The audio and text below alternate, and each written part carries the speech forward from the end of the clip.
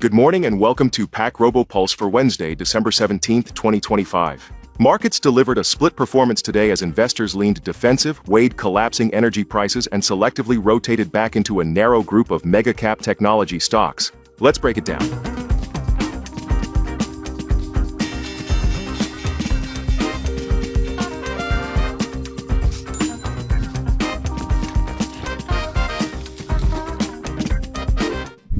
The S&P 500 slipped 0.24%, the Dow Jones dropped 0.62%, while the Nasdaq 100 edged higher, up 0.26%, supported by strength in a handful of large-cap tech leaders.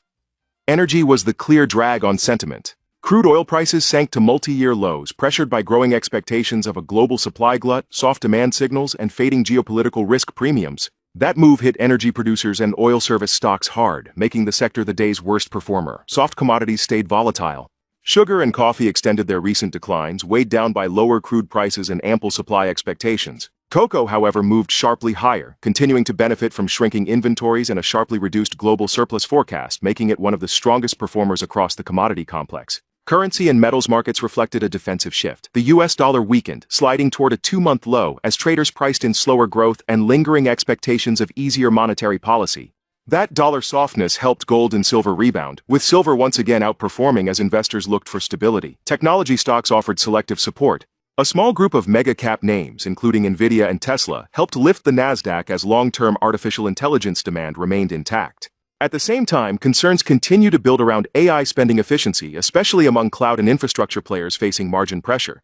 On the economic front, growth concerns continued to build.